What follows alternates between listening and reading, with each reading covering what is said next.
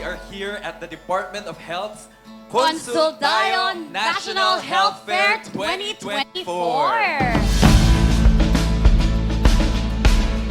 Ngayong araw, magkakaisa tayo upang harapin ang mga hamon sa kalusugan na ating hinaharap bilang isang bansa.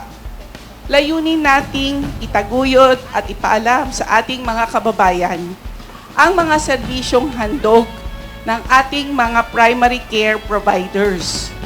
Ito ang pagkakataon para mas mapalalim ang ating pag-unawa at pagpapahalaga sa kalusugan ng bawat Pilipino.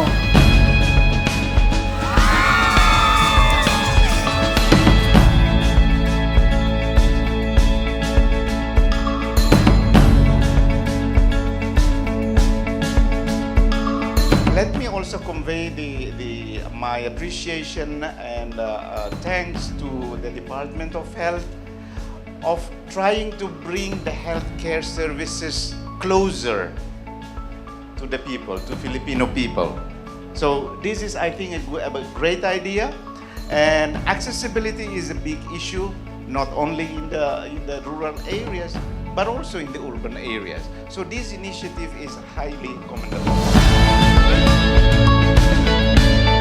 And the entire health campaign of the Health Promotion Bureau, from Tara Consultayo to Health is Life, support 8 priority action agenda of our Secretary of Health, primarily yung pang-5, pag-iwas sa sakit.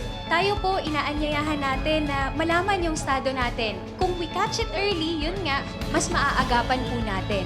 We do it not only for ourselves, but we do it for our family, lalong-lalo na po yung mga breadwinner, nagtataguyod sa kanilang pamilya.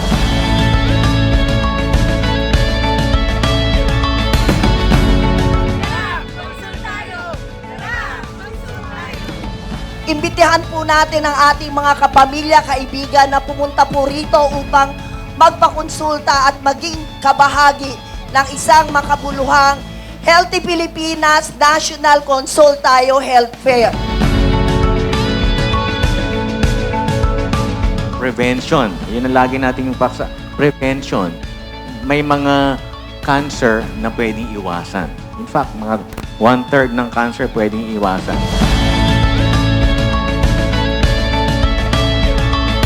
On behalf po of the Filipina Shell Foundation, inaanyayahan po namin kayo na i-avail po natin yung iba-ibang serbisyo na nandito. Mag-enjoy po tayo sa programa ng Consultayo Health Pilipinas, of course, sa pagtulungan ng Department of Health, Quezon City, local government natin, at iba pa pong mga donors, stakeholders, at mga partners natin.